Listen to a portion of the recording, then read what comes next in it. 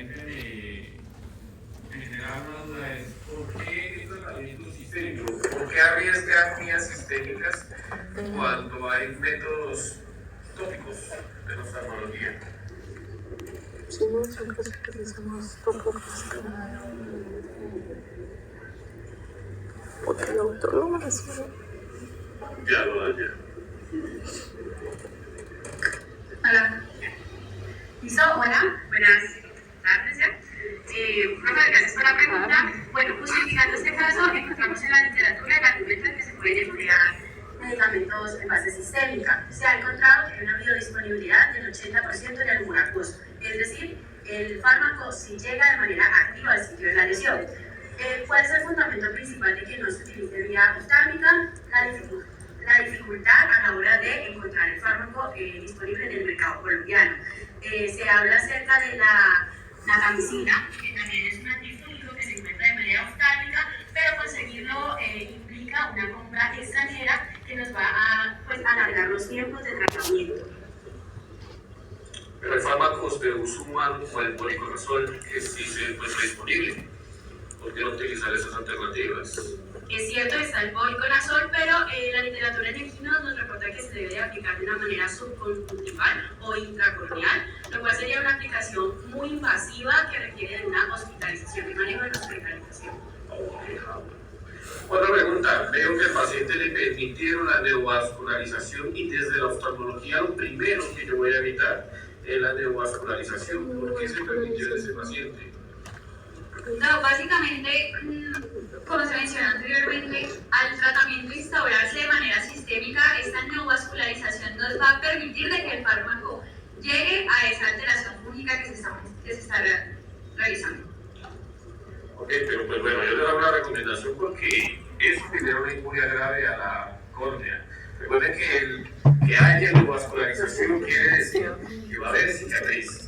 Y recordemos que la córnea no debe tener ningún tipo de opacidad. Entonces, recomendación es nunca en los tratamientos oftalmológicos es permitir o mitigar lo que no se pueda, porque desafortunadamente en muchos de los casos que te llegan a uno o le llegan a uno por oftalmología ya hay neovascularización y ya hay agravante de úlcera. Pero lo ideal es que si yo no la encuentro, si todavía no hay neovascularización, no permita nunca la neovascularización. Como lo dijo tu colega, el fluconazol tiene buena concentración a nivel del humor acuoso, por tanto no requiere, pues, digamos, la neovascularización no sería un buen argumento para que llegara allí, porque ya de por sí solo el fluconazol va a llegar ahí y va a actuar. Otra cosita que también me deja un poquito ahí es que no veo que le hicieron analgesia. Es algo, ¿por qué no hay analgesia en este paciente? Recordemos que tiene la córnea, al ser avascular, es altamente inervada. A cualquiera le ha caído un pelito en la córnea y lo hace ver candelitas. Imagínense ahora tener una úlcera, ¿por qué no hay un tratamiento tanto local? Bueno, no sé si de pronto me salió un momentico, ahí hablaron de pronto un tratamiento sistémico analgésico, pero aquí es importante a nivel local, no solamente analgésico, ¿por qué no lo hubo?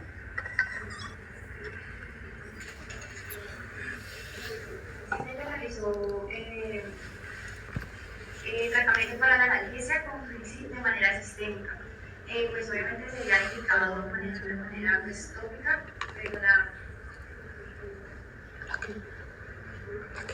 si se puede usar, se usa como ibuprofeno, pero pues la doctora no lo maneja. Pero sí se puede, obviamente, ya es a criterio médico. Sí, bueno, esa es una recomendación que yo les hago en cualquier caso. Recuerden que uno de los pilares ahora del manejo animal, del pet friendly, de la etología, de todas estas que salieron, es cero dolor. Cero dolor. El paciente antes, y los que son de viajada, podrán hablar que antes se le decía al dolor, como el médico de la cirugía o el médico del tratamiento, el policía. Si le dolía, el animal no se va a molestar y va a estar. Yo no puedo permitirle que un animal sufra dolor, y menos a ese nivel. La córnea es altamente inervada y duele muchísimo. Y posiblemente ese pacientico que lo vimos porque tenía blefarospasmo, tenía epífora, etcétera, etcétera, pues tenía bastante dolor. Entonces es una recomendación de que nunca se les olvide la parte analgésica. No solamente es controlar el problema, sino también también que el animal tenga una buena calidad de vida mientras se controla el problema. Es una recomendación. Y la última que también me parece un poco aquí necesaria es que no vi que le hicieran fondo de ojo. Vieron que la presión intraocular iba en deceso. Recuerden que si la presión intraocular se disminuye, hay posibilidad de desprendimiento de retina. Además, estamos hablando de un hongo que posiblemente también pudo haber colonizado retina. Entonces, es una recomendación que por qué no lo hicieron, no es una recomendación que entiendo que no fueron ustedes los que trataron al paciente, pero para que todos lo tengan aquí, nunca se les olvide hacer el fondo de ojo y revisar retina, porque la pérdida de presión intraocular genera desprendimientos y genera cambios ahí. Y si yo estoy tratando de preservar la visión, nada hago restaurando la córnea y que la retina esté desprendida.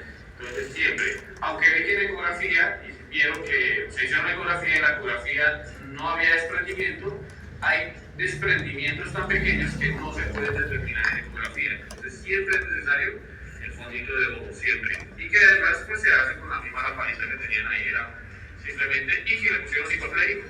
Entonces no era necesario, pues se podía hacer, pero una recomendación.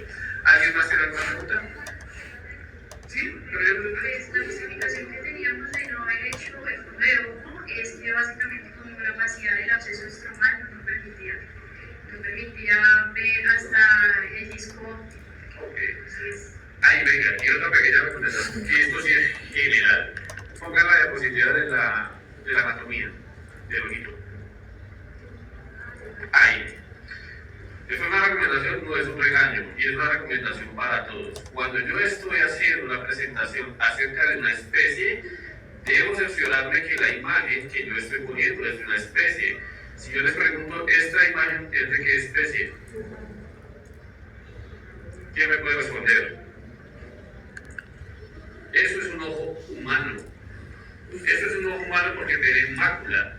Los caballos no tienen mácula, ¿listos? Además, no tienen la zona visual, que es algo que es particular de los caballos, que ellos tienen una franja visual donde reemplaza la mácula, que es aquí. Tener esa recomendación porque eso puede cambiar un poquito la seriedad del caso que están presentando. ¿Listos? Pero el resto es espectacular. ¿Quién más tiene preguntas?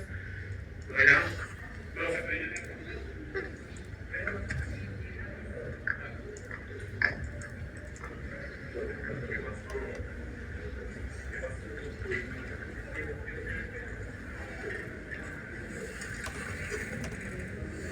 Hola, buenos días. Ustedes mencionaban que le realizaban limpiezas. Mi pregunta es, ¿cada cuánto se las hacían y con qué solución? Y también en cuanto a la máscara facial, si eso se la dejaban todo el tiempo y podía llegar a generar estrés al paciente. ¿Me repites lo último, por favor? Lo de la máscara facial que dicen que se la ponían, que si se la dejaban todo el tiempo y que si eso puede llegar a generar estrés al paciente. La máscara sí se recomendó utilizarla hasta nuevo aviso, o sea, de forma permanente, de que le puede generar un estrés, pues sí, porque es algo que no está acostumbrado a utilizar. Y la limpieza se realiza con solución salina, lo recomendable son de 2 a 3 veces al día. Pues para evitar lo que como ya digo, lo de la dermatitis. ¿Alguien más?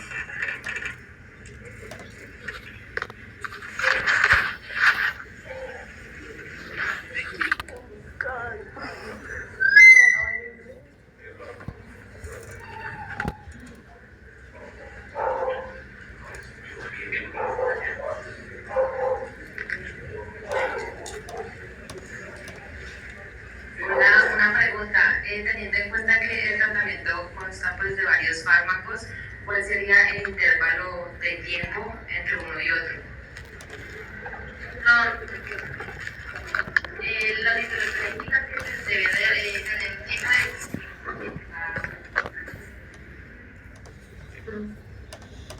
¿Alguien más?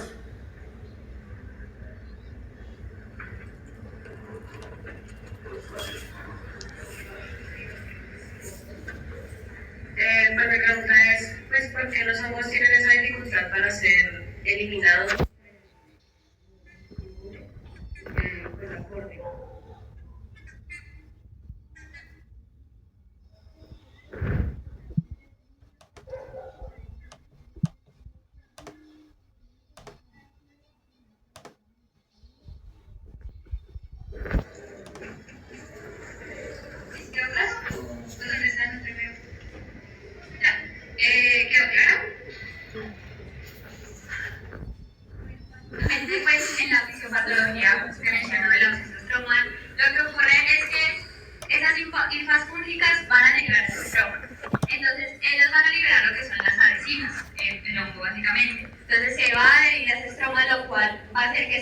ambiente mucho más habitable para ellos. Y aparte de que al haber una correcta regeneración de ese epitelio, pues van a quedar básicamente encapsulados. Otro factor que es importante ahí recalcar es que todos los hongos de por sí como que esquivan al sistema inmunológico. Y acá en este punto hay algo más todavía que le suma, y es que la córnea es avascular. Entonces el sistema inmunológico no llega eficazmente allí. Entonces por eso es que el organismo lo que hace, apenas detecta una inmunidad, manda vasos sanguíneos. Pero yo debo evitar que esos vasos sanguíneos lleguen porque van a funcionar este método. ¿Alguna pregunta más? ¿Alguien más? ¿Qué más, Diego?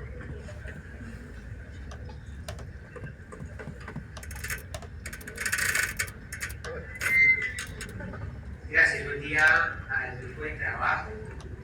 Se ha mencionado anteriormente, felicitarlos por la presentación, la elocuencia y la dinámica para la presentación del paciente.